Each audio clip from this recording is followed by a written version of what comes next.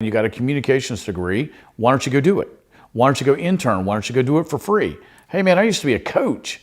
How many hours do you think I worked for free before I ever got my big break, so to speak? A bunch.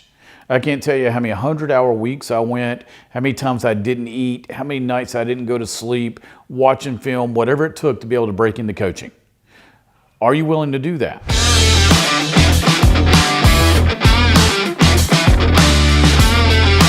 Hi, I'm Scot Ferrell. Welcome to What's Your Problem? Great topic today. Well, I'm going to say that every show because it's my show, right? Anxiety. Why are we so anxious, man? Why are we always anxious about everything? Well, I'm going to answer that question. Now, if you have any questions ahead of time, let's go ahead and get this out of the way. WYP Podcast, how you reach me. If you have a question I have not addressed, send it to me. Be glad to answer that. All right, so let's get into the meat of the topic today, anxiety. Well, if you haven't experienced it, you're dead. Probably, because most of us have achieved anxiety at some point in our life. This past weekend, I was at a wedding. I saw a lot of anxious people.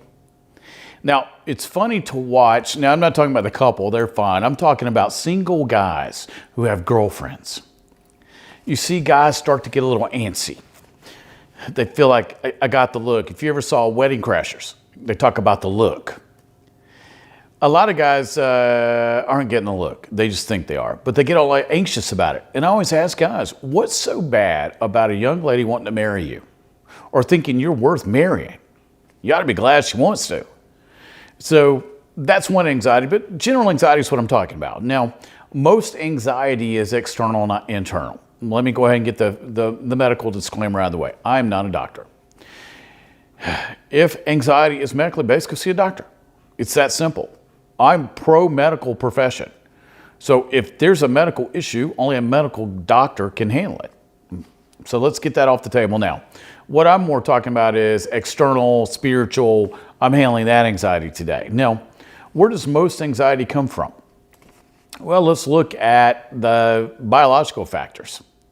Programming has a lot to do with humans, right? So as a human, I am programmed from 0 to 7. This is what I teach. I do behavior. Well, originally, what happens is everything, once we're in the womb, everything for that 0 to 9 time, and then once we're born, everything affects us. We can absorb the anxiety from our mother. We absorb everything from the external.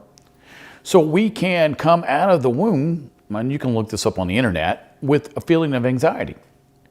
Are the mothers anxious? What do they do? What are their habits? What are they eating? What are they listening to? What are they doing? What are their feelings? All these things do matter because they're joined cellularly. So that does matter. Okay, and then once you're born, what's the environment like? Is it stress-filled? Is there loud music, loud noises? What's going on? What do you smell?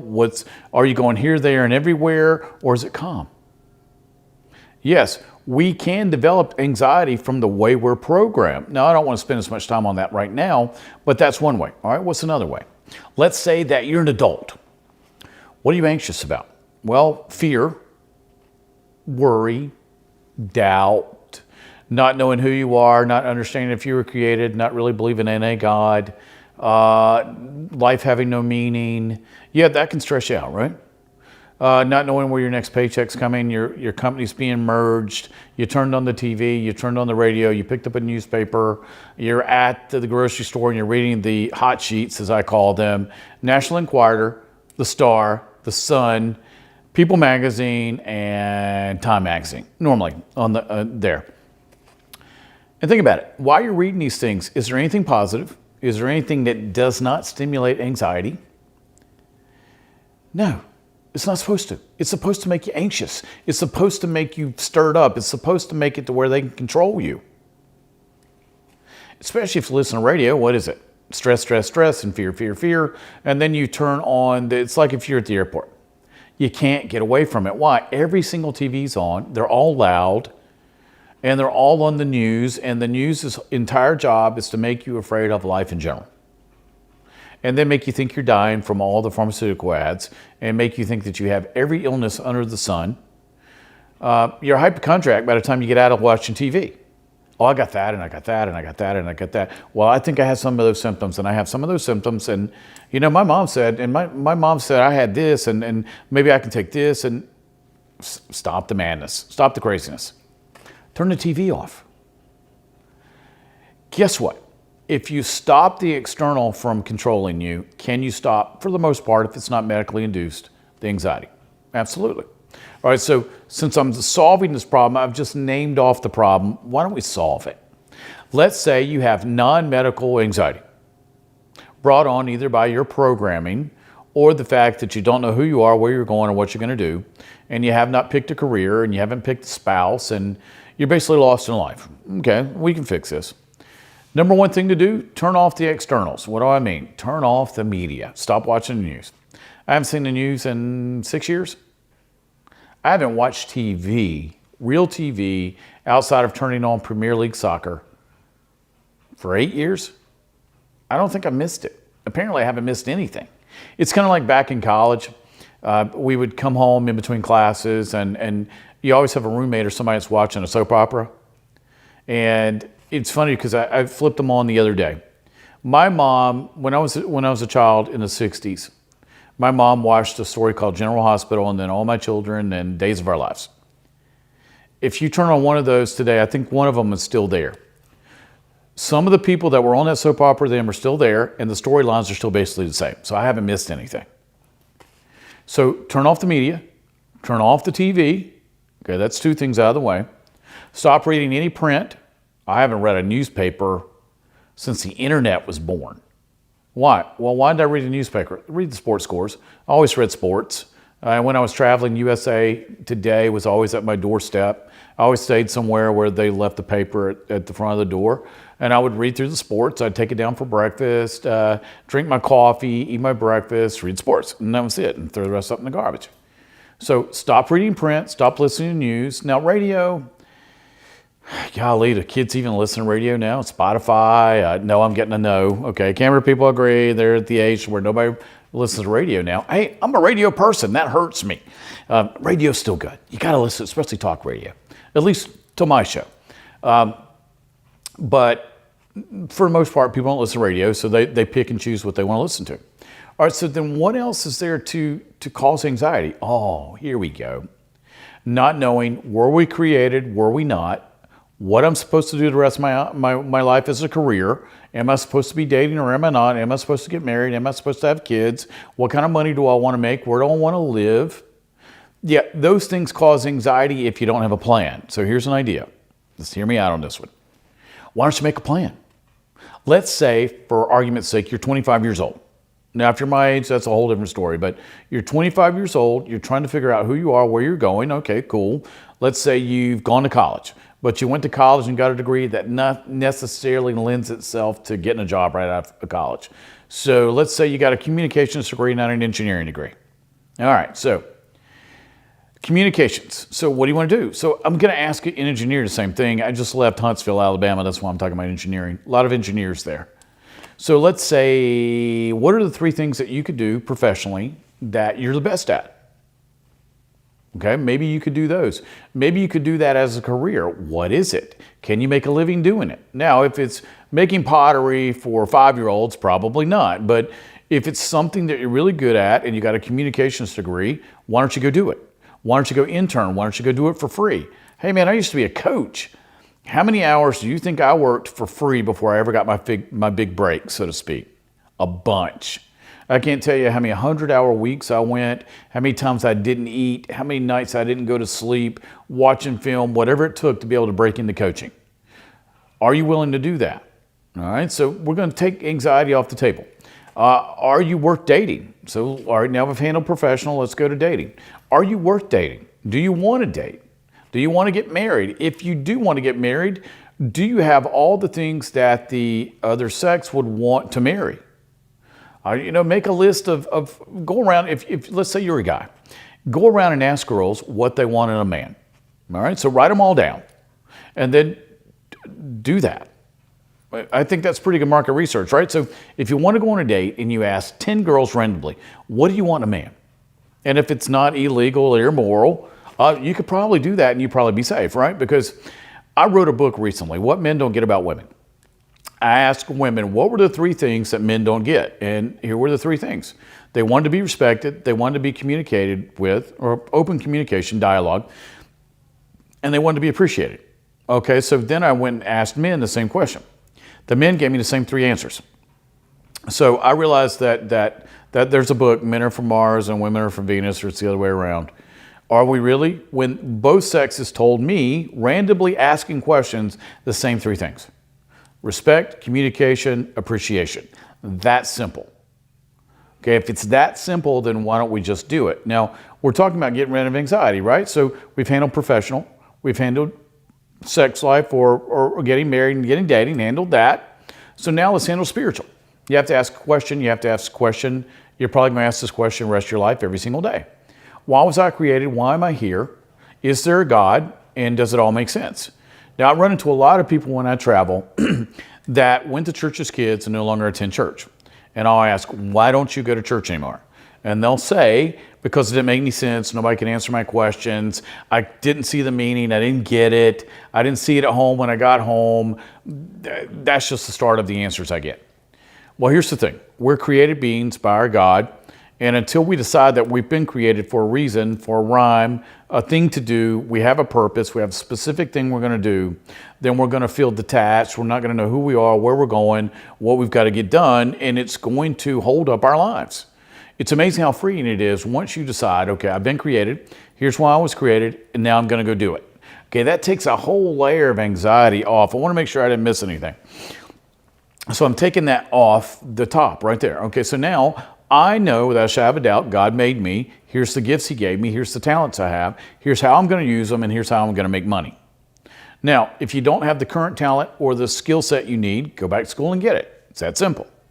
All right, so now we've handled spiritual, we've handled professional, we've handled relational. Let's handle social. All right, who are you hanging out with, and do they get on your nerves? A lot of times we need to get rid of the friends we have. I mean, it's plain and simple.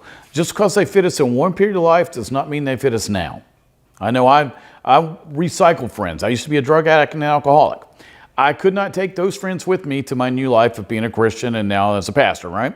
So I had to leave them behind, but guess what? God had a whole new set of friends for me that didn't cause me anxiety. I didn't have to bail out of jail, and they didn't get on my nerves. Hey, it was a pretty good deal. So now I have people that go to bed at night, don't stress me out, and they're there for me when I need them, right? So, all right, so that's handled. All right, do you like how I'm doing this? Now let's get to something a lot of people don't talk about, sleep.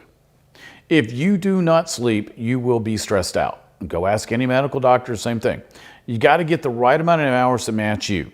If you don't get the right amount of hours that match you, then you're going to be stressed out because you're always tired, you're going to be grumpy, and then you're not going to be effective at work and life and marriage or anything else you do. So you got to get sleep. Then add on the fact that you got to eat right for your body. I'm not giving you a diet prescription here. Now, if you want one, look up my buddy Frank Tortorici. You can find him on Instagram, Facebook, you name it, he's out there. Also, you can probably look up Dr. Berg, and you can look up Thomas DeLauer. Three guys that I watch on videos. Frank Tortorici is a good friend of mine. Frank is known as the guy who overcame Tourette's syndrome naturally. Frank was a bodybuilder. He's a model, actor. He lives in Idaho. So Frank's a really cool guy. Got a lot of information. He spent the last 20 years devoting his life to nutrition. So you can always pick up good tips from him. So sleep, diet, working out. When you're my age, the other day I was kidding my chiropractor. I said, man, I'd like to go back into powerlifting. He goes, instead of being Superman, why don't you try being walk man, yoga man, and swim man? He goes, you got nothing to prove at your age. Don't break any more bones. Tell you what, why don't you just go for a nice mile or two walk every day, and we'll call it even and watch what you eat. I said, that's not any fun. He goes, well, considering your track record of injuries, I'm good with that, man. Just play it safe for me right here. All right, so as I'm taking these away, let's sit and do an inventory.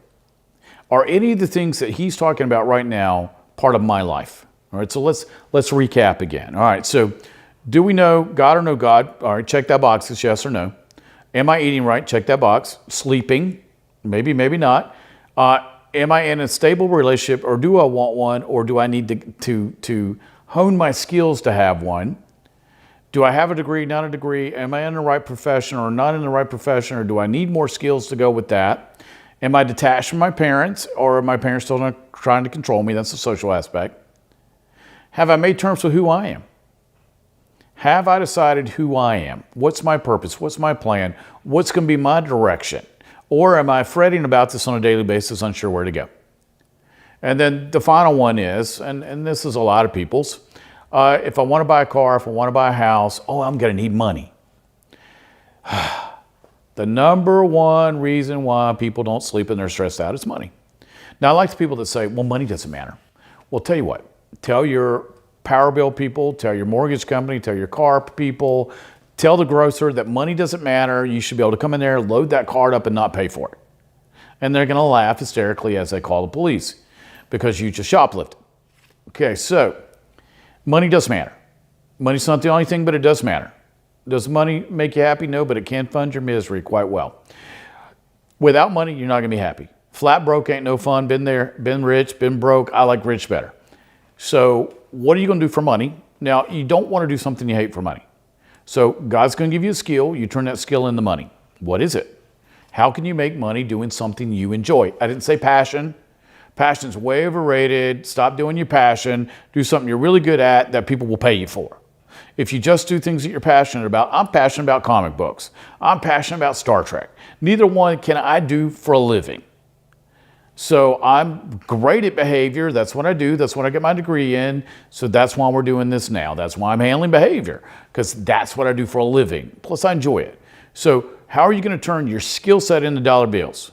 And how are you going to get the dollar bills you want? And you figure out the mathematical formula and then just go do it. Problem solved. All right. So that's anxiety. Now, I didn't handle the medical because I'm not a medical doctor. If you feel like what you have is medically induced, go see a doctor. I'm pro-doctor. I'm pro-medical field. So go get a professional to handle what you think you need handled. It's that simple. Simple blood, saliva, urine test. Just get a go get a run. Hey, man, sometimes being depressed or anxious, sometimes something to do with the heart, brain function, blood function. It could be one of your organs function. You never know. That's why I go every single year, see my doctor, and get all my tests run. I want to make sure everything in this body is working right. All right, so if you have any questions, go to our website, wyppodcast.com, or if you have a problem, maybe I didn't cover it or I didn't cover this extensively enough, problem at wyppodcast.com. Also hit subscribe, it's right there. Now, maybe it's not you that's stressed out. Maybe you got a friend, you got a cousin, you got a relative, you got a mom or a dad. Make sure they see this video. We're doing these just to make sure that we can help people. That's why we do these. What's your problem? So you got a problem? Our goal is to get you a solution. It's that simple. All right, I'm Scot Ferrell. Thanks so much for dropping by today. Hey, man, we're going to keep these coming. So we eventually will hit something that maybe that you need to hear. All right, I'll see you next time. Take care.